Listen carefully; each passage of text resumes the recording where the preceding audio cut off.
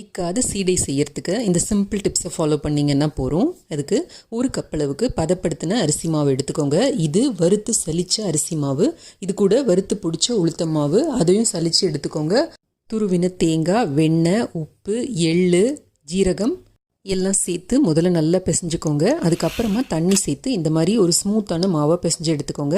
இதுலேருந்து ஒரு சின்ன பீஸ் எடுத்து இந்த மாதிரி நீளமாக மெல்லிஸாக உருட்டி கத்தியால் கட் பண்ணி ஒரு சின்ன பீஸாக எடுத்து லைட்டாக உருட்டி போட்டுக்கோங்க. ரொம்ப டைட்டாக உருட்டக்கூடாது. நம்ம உருட்டுறப்ப அதில் ஒரு வெடிப்பு தெரியணும். அந்த மாதிரி உருட்டிக்கோங்க. ஒரு தட்டில் போட்டு இந்த மாதிரி லேஸாக அசிச்சிங்கன்னா ஷேப்பு சரியாக வந்துடும். ஃபேனுக்கு அடியில் ஒரு 20 நிமிஷம் காய வச்சுருங்க. இன்னும் ஃபுல் ப்ரூஃபாக வேணும்னா ஒரு ஊசி வச்சு எல்லாத்தையும் ஒரு இது குத்தி விட்டுட்டிங்கன்னா வெடிக்கவே வெடிக்காது. சின்ன கடாயில் எண்ணெய் வச்சு ஒரு சீடையை பொரித்து பார்த்துட்டு அதுக்கப்புறமா பெரிய கடாயில் எண்ணெய் வச்சு நீங்கள் பொரிக்க ஆரம்பிக்கலாம். மீடியம் ஃப்ளேமில் எண்ணெயில் முழுகிற அளவுக்கு மட்டும் சீடைகளை போடுங்க. ஒரு நிமிஷம் டிஸ்டர்ப் பண்ணாமல் வந்துட்டு அதுக்கப்புறமா பொரித்து எடுங்க.